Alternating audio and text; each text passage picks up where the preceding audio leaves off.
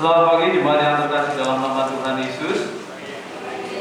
Kami juga menyapa jemaat yang mengikuti ibadah ini secara live streaming di rumah kita masing-masing. Kami ucapkan selamat pagi dan selamat hari Minggu. Kita akan menyimak warta jemaat edisi hari ini 930 Minggu tanggal 9 Mei 2021 yang melayani pengkhotbah Bapak Pendeta Yuda Sudarno, liturgis Bapak Daniel Sudaryo, organis Ibu Esa dan Saudara Rio, kolektor Ibu Nunulia Indriati dan Ibu Asmara Lihati, penyambut tim COVID-19.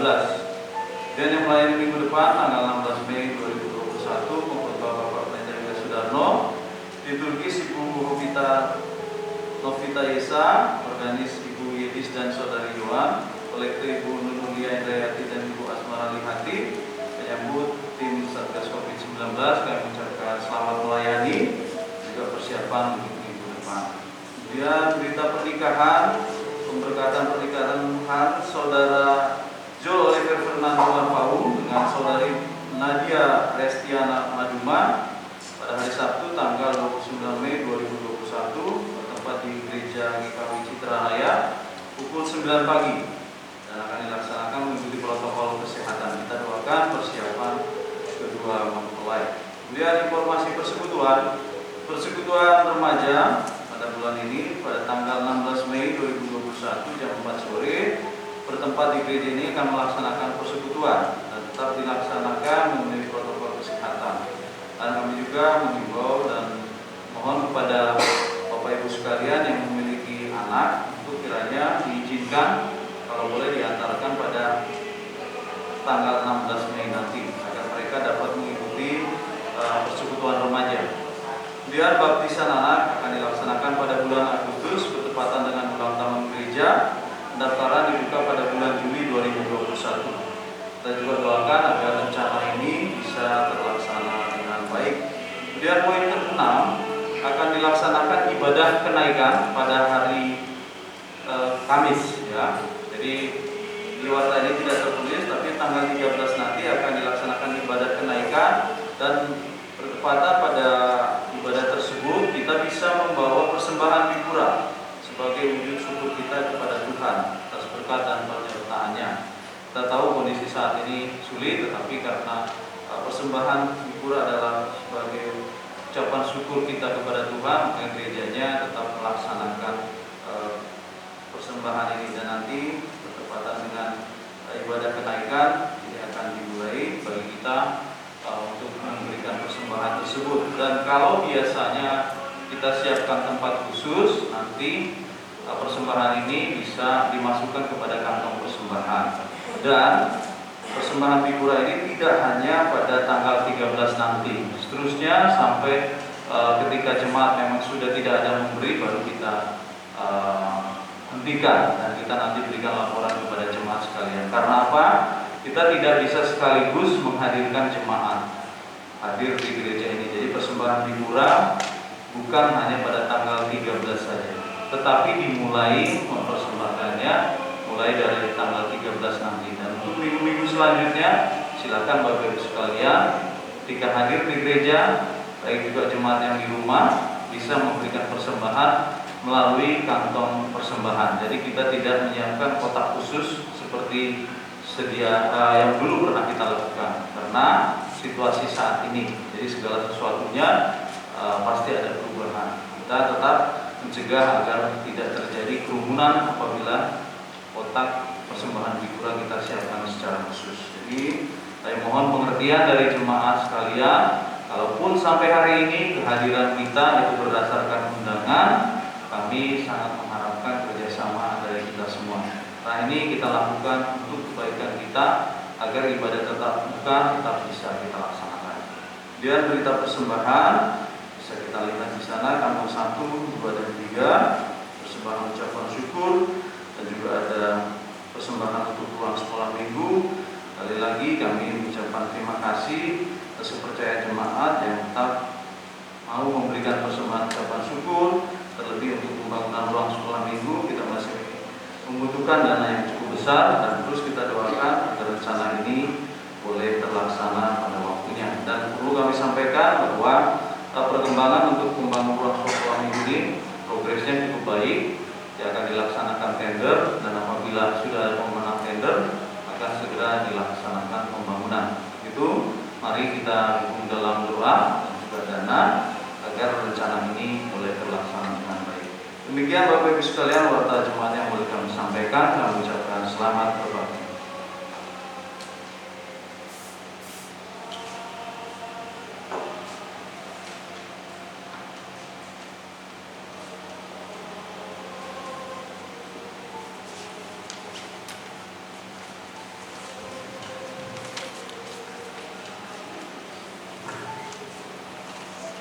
Selamat pagi, jemaat dari Tuhan. Ibadah kita lanjutkan kembali. Kita masuk dalam saat itu.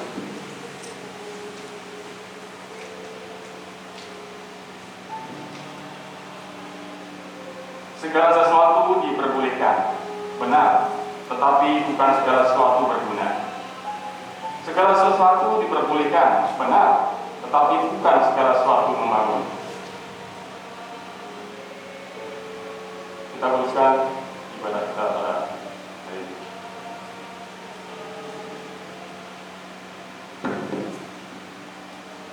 Pertolongan kami datang dari Allah yang menciptakan langit dan bumi, yang tidak pernah meninggalkan pekerjaan tangannya, dan yang setia selama-lamanya. Turunlah kiranya atas kita anugerah dan damai sejahtera dari Allah Bapa kita, Tuhan Yesus Kristus. Amin. Kita puji pujian dari kemerdekaan nomor 6 dari 1 sampai yang ketiga.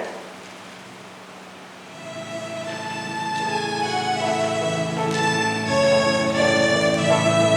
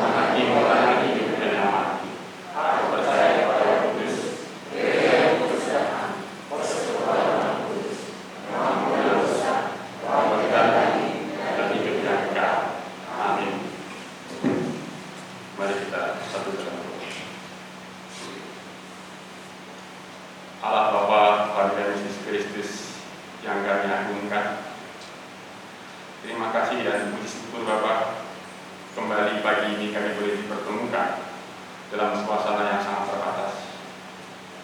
Namun kami yakin pagi ini tidak menghalangi kehadiran Bapak tempat untuk kami agungkan bersama dalam ibadah raya pagi hari ini.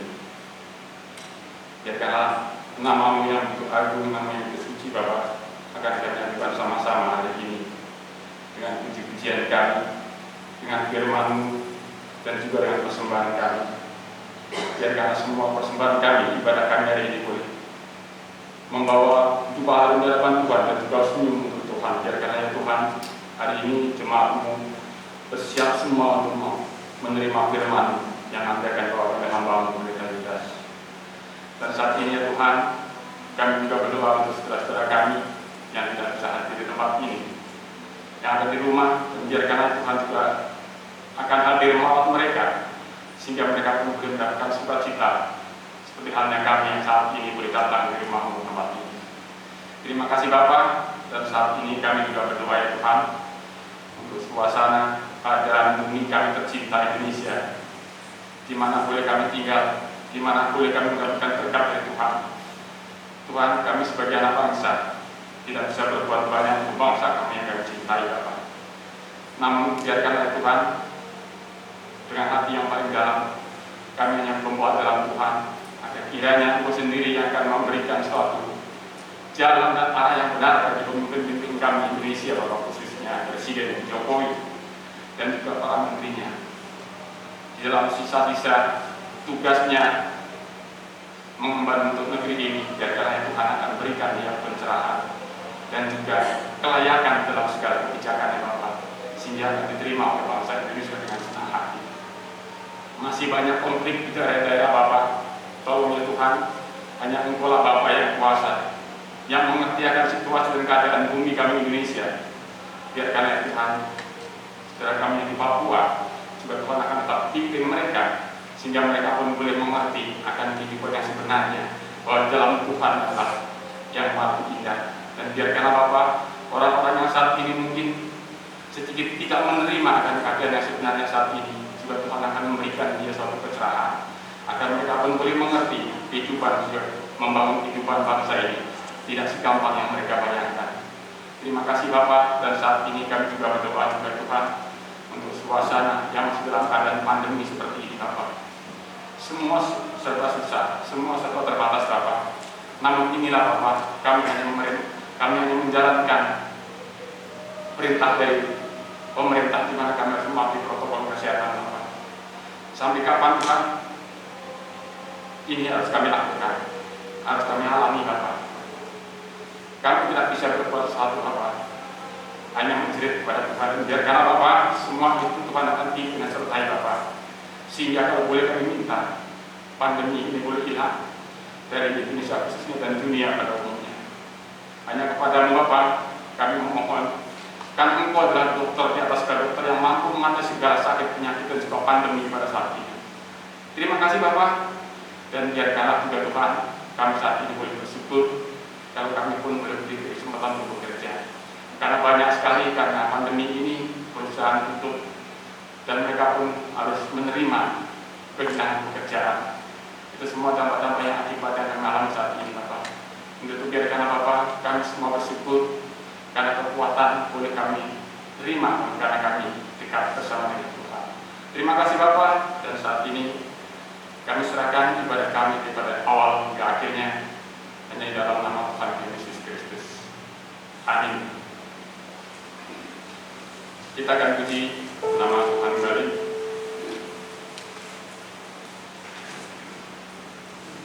Itu nomor 14.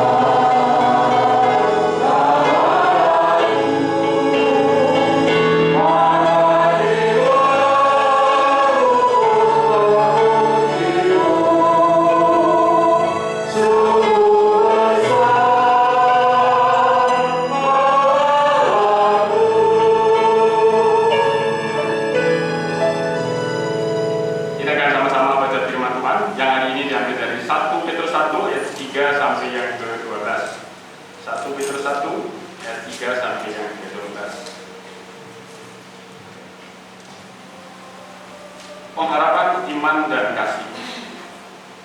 Terpujilah Allah dan Bapa Tuhan kita Yesus Kristus, yang karena rahmat-Nya yang besar telah melahirkan kita kembali oleh kebangkitan Yesus Kristus dari antara orang mati kepada suatu hidup yang penuh pengharapan, untuk menerima suatu bagian yang tidak dapat binasa, yang tidak dapat cemar dan yang tidak dapat layu, yang tersimpan di surga bagi kamu, yaitu kamu yang dipelihara dalam kekuatan Allah karena imanmu, sementara kami menantikan keselamatan yang telah tersedia untuk dinyatakan pada zaman akhir.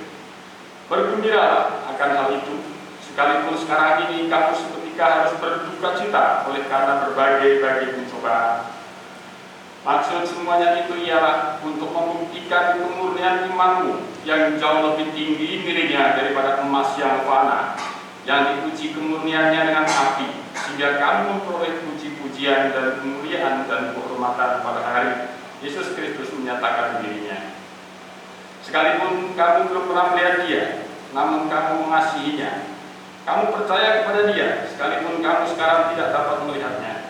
Kamu bergembira karena sukacita yang mulia dan yang tidak terkatakan, karena kamu telah mencapai tujuan imanmu, yaitu keselamatan jiwamu. Keselamatan itulah yang diselidiki dan diteliti oleh nabi-nabi yang bernubuat tentang kasih karunia yang ditentukan bagimu.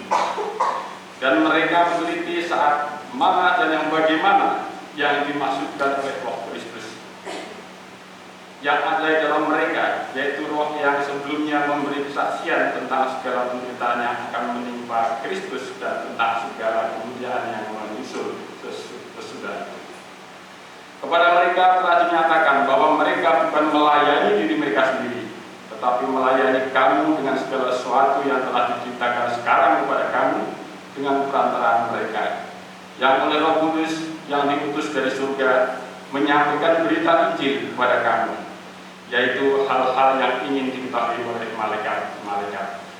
Amin. Kita sambut dengan hormat.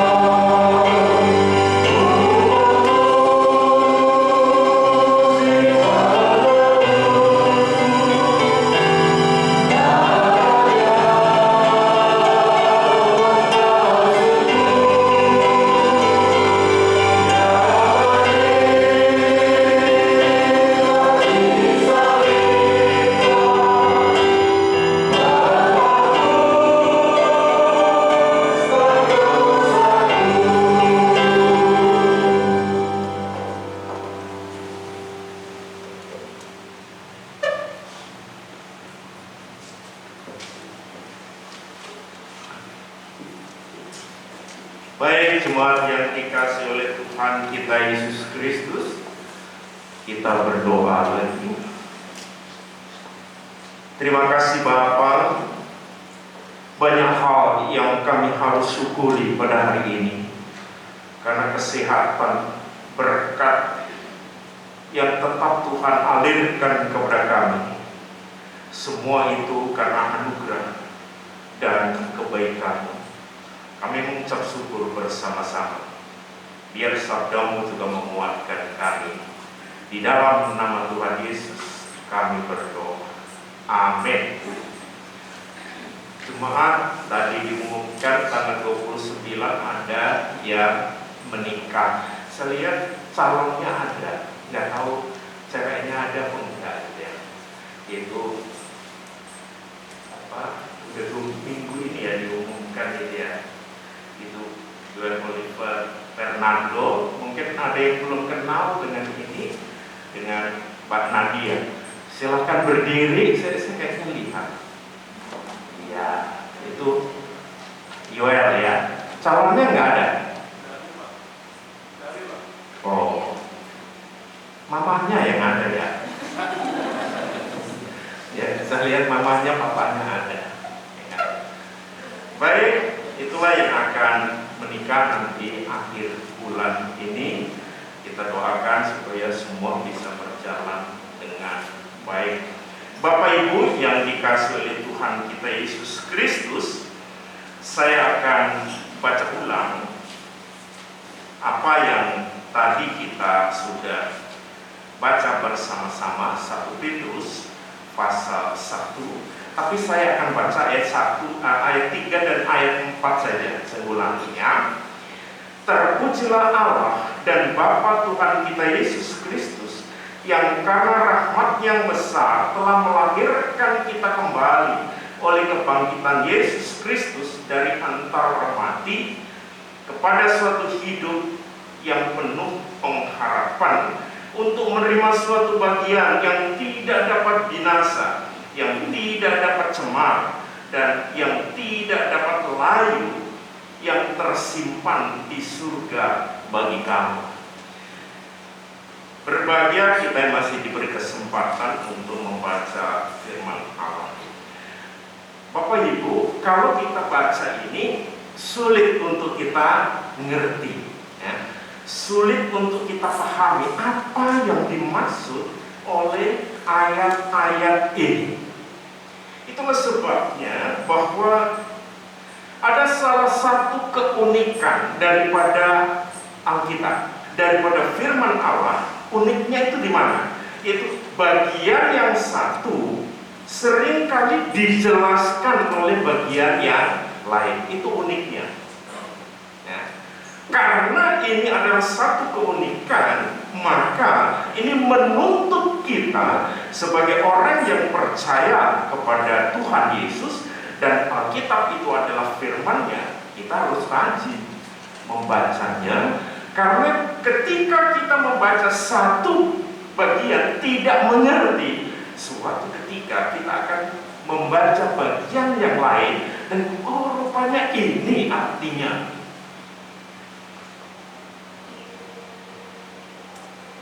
Untuk itu hari ini saya kasih satu tema, sukacita dan ujian.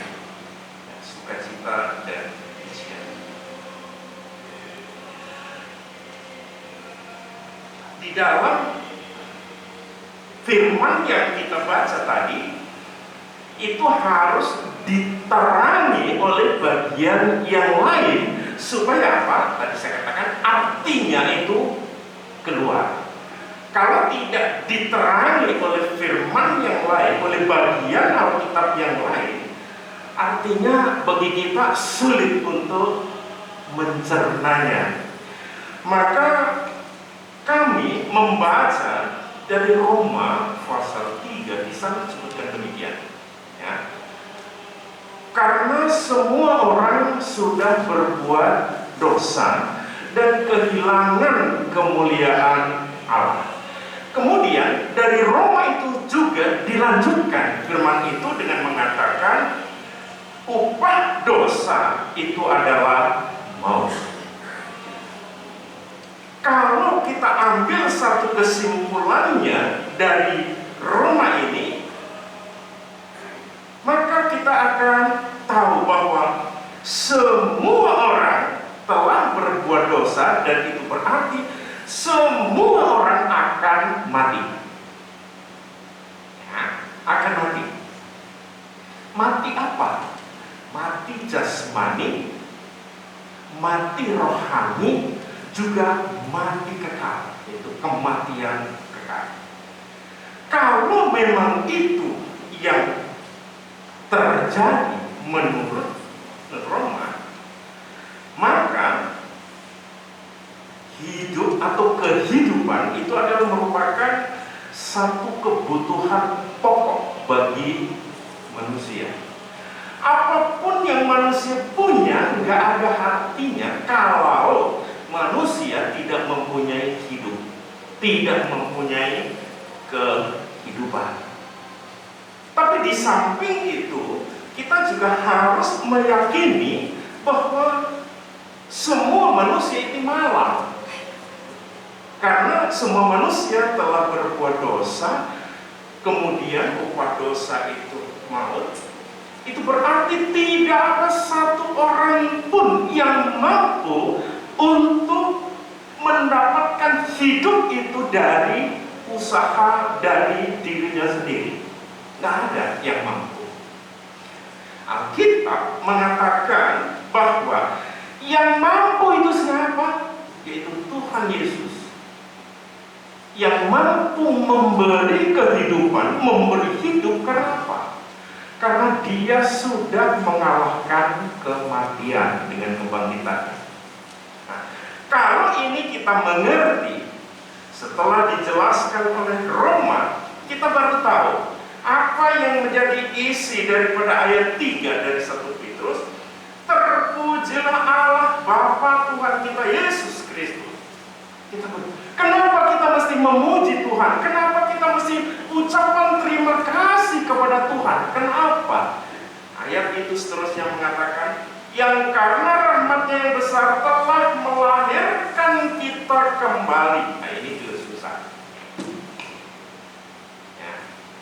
Karena kebaikan Allah, karena rahmat Allah, Dia telah melahirkan kita kembali. Pasti artinya melahirkan kita kembali.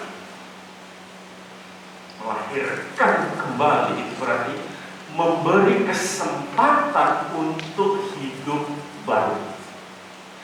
Hidup menjadi keluarga Allah. Itu arti daripada apa yang dikatakan melahirkan kita kembali. Oleh apa?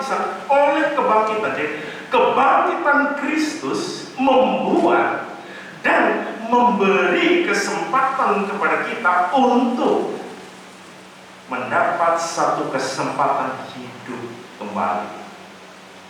Hidup untuk mensyukuri, hidup untuk menjadi anak-anak Tuhan. Kalau Kristus tidak bangkit, Kristus tidak hidup, tidak ada seorang pun sebenarnya yang mempunyai harapan untuk mendapatkan kehidupan, apalagi yang disebut dengan kehidupan kekal. Itulah sebabnya di dalam Korintus kita membaca sabda Allah yang sangat indah. Kan di sana mengatakan setelah kebangkitannya itu Kristus hai maut, di mana kemenanganmu? Hai maut, di manakah sengatmu? Habis. Kematian telah dikalahkan oleh Kristus, sehingga Kristus berani mengatakan, hai maut, di mana kemenanganmu? Hai maut, di mana sengat? Semua telah lumpuh kematian itu karena adanya kebangkitan Kristus. Maka kalau kita lihat di dalam 1 Petrus ini, ada dua hal yang Tuhan berikan kepada kita setelah kebangkitannya. Yang tadi saya katakan bahwa pertama yang diberikan adalah lahir kembali, atau yang tadi saya katakan adalah kesempatan untuk hidup kembali. Itu yang pertama yang Tuhan berikan kepada kita. Allah memberi kesempatan kepada kita untuk hidup baru, bukan hidup yang terus dikuasai oleh dosa, tapi hidup yang telah dibebaskan oleh dosa karena Kristus, dan hidup itu harus kita pertahankan terus. Ya. Jangan kita kembali untuk mau dikuasai oleh dosa lagi, tetapi biarlah dosa menjadi satu musuh kita yang telah dikalahkan oleh Kristus, dan kita menjadi anak-anak Kristus juga harus bisa mengalahkan dosa itu dengan pertolongan Tuhan sendiri. Dan akibatnya apa? Ketika kita berdosa, Alkitab mengatakan kita menjadi seteru Allah. Tapi ketika kita sudah dimenangkan dari dosa, maka kita menjadi keluarga Allah. Kemudian hal kedua yang diberikan Allah dengan kebangkitannya, itu ada di dalam ayat 4 tadi. Untuk menerima suatu bagian yang tidak dapat binasa, yang tidak tercemar, tidak dapat layu, dan tersimpan di surga. Ada satu berkat di sini disebutkan tersimpan di surga, dan itu baru bisa diberikan Allah kepada manusia kalau Allah itu bangkit.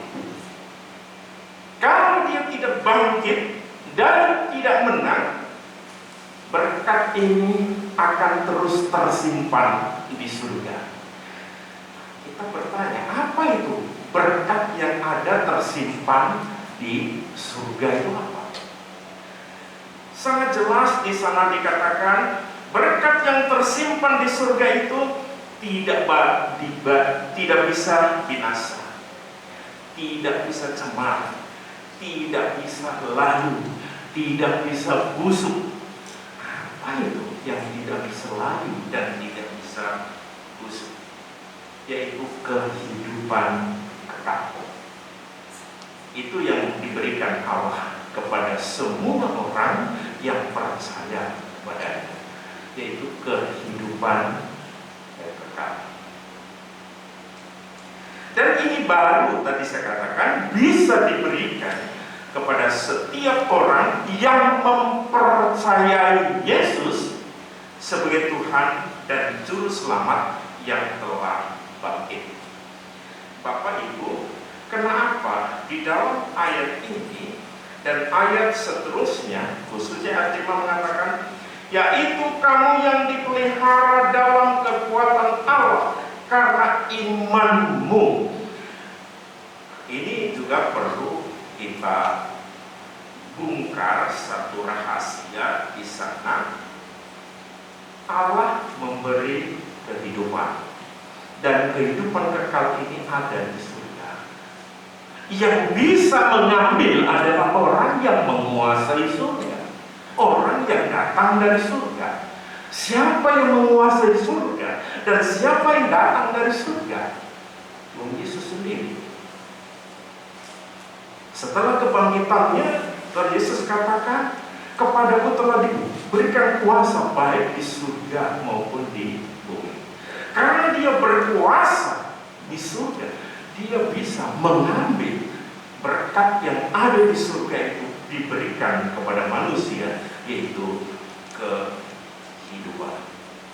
Tetapi tidak secara otomatis kehidupan itu langsung bisa diterima oleh semua manusia di alam semesta ini. Ayat tadi mengatakan harus dasarnya iman kepada Kristus.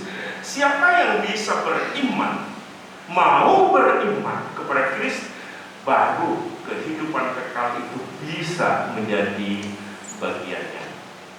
Bapak Ibu, ada satu pendapat aliran yang disebut dengan universalisme. universalisme itu berpendapat demikian. Kebangkitan Kristus dan kematiannya menyebabkan secara otomatis, ya, saya katakan ini pendapat daripada universalisme, secara otomatis menyelamatkan manusia seisi dunia ini. Secara biasa, oh betul, kita mesti mengatakan betul, tapi Alkitab tidak. Harus orang itu beriman. Jadi tidak otomatis. Kalau otomatis,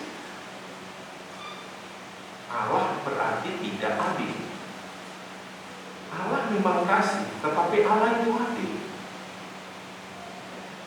Keadilan Allah dan kekudusan Allah itu diberikan bagi mereka yang beriman kepadanya.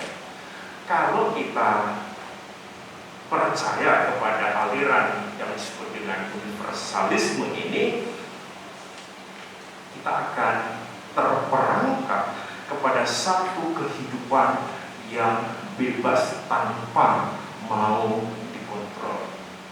Misalnya begini, universalisme seolah-olah mengatakan begini: siapa yang masuk gereja adalah orang Kristen. Betul atau salah? Salah. Siapa yang masuk gereja adalah orang Kristen. Itu salah. Kok salah? Contohnya gimana? Contohnya begini. Yang namanya garasi, contohnya. Garasi itu tempat mobil. Kalau universalisme mengatakan siapapun yang masuk garasi adalah mobil, benar tak salah? Salah. Masa manusia masuk ke garasi juga menjadi mobil? Contoh lain, gampang itu contoh untuk menangkap dan mengcounter pendapat universalisme ini. Siapa yang bisa hidup berenang di dalam air adalah ikan. Misalnya begitu. Ketika kita berenang, apakah kita jadi ikan? Setelah kita masuk ke air, tidak. Kita tetap manusia. Tapi ini pendapat ini banyak yang mempercayai. Supaya apa? Mereka bisa hidup bebas. Mereka bisa hidup tanpa iman pun. Aku mendapatkan kehidupan kekal yang datang dari Tuhan. Itu memang dijanjikan Allah, tapi syaratnya haruslah beriman. Itu yang kita harus cermati di dalam 1 Petrus ini. Kemudian iman tidak sekedar iman, di sana disebutkan, ya.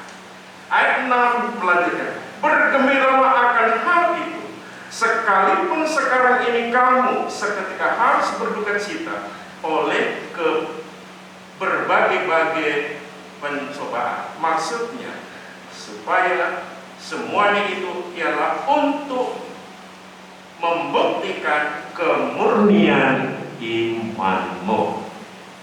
Itu berarti iman tidak hanya sekedar iman.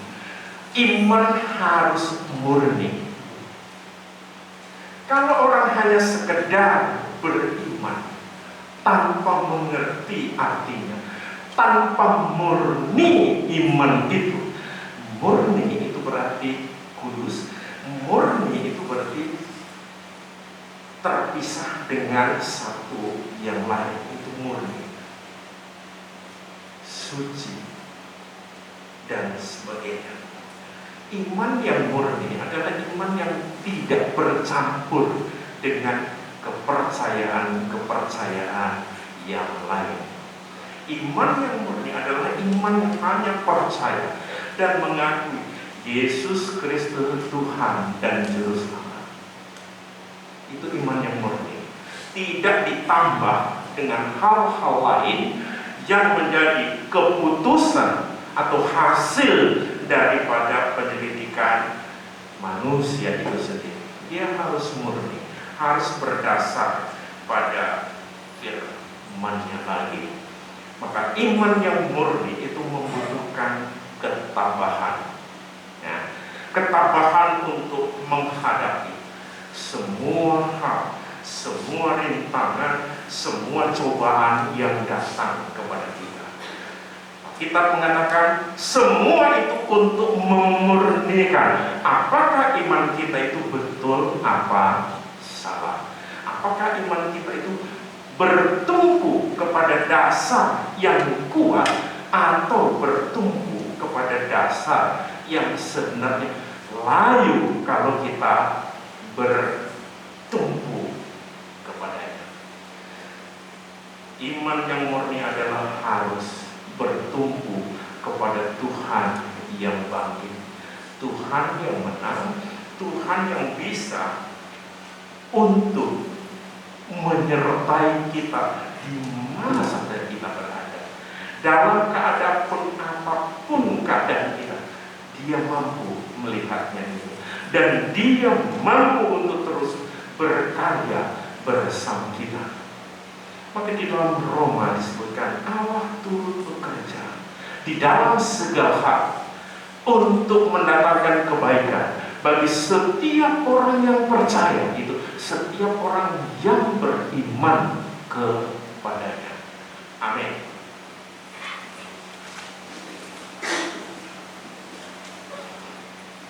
Kita berdoa.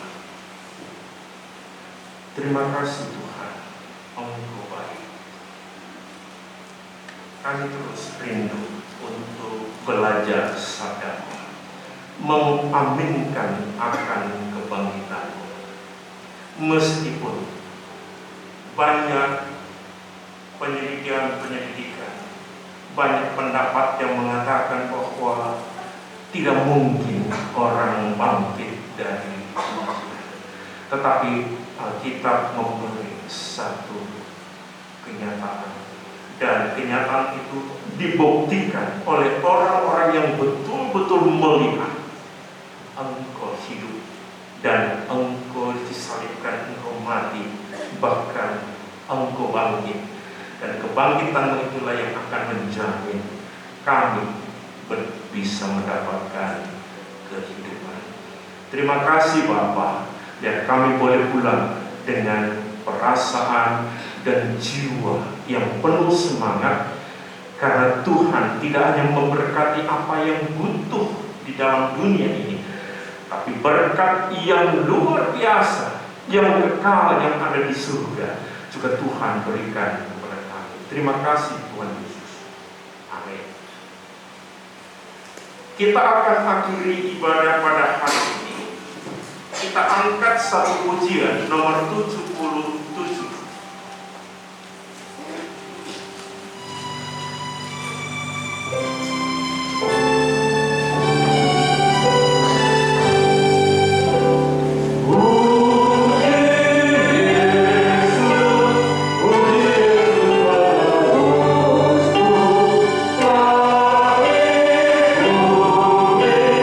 Masukkan kau singgah,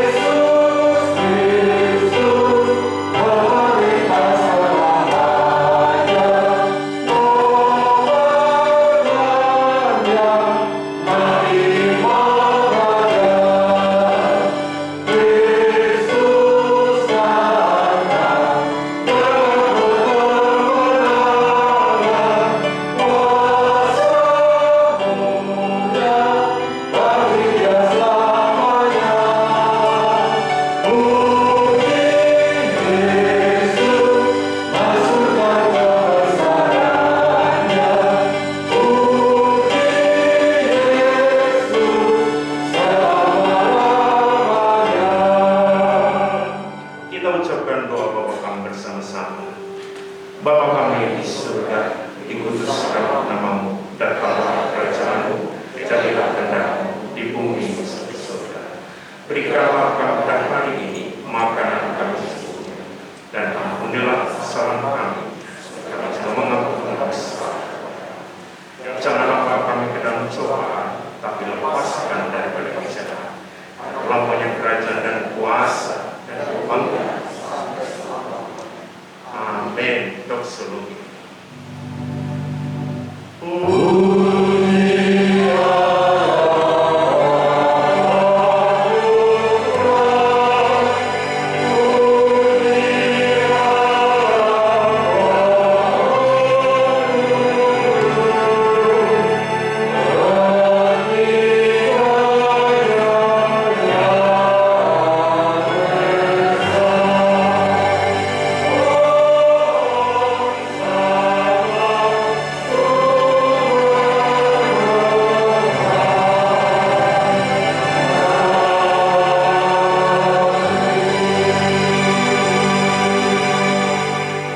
Jemaat, mari kita pulang. Kita mempercayai sabda Allah dan kita mohon berkat-Nya. Turunlah kiranya atas kita anugerah dari Tuhan kita Yesus Kristus, damai sejahtera dari Allah Bapa dan penyertaan-Nya lewat kuasa Roh Kudus bersama dengan kita hari ini kekal selama-lamanya. Amin.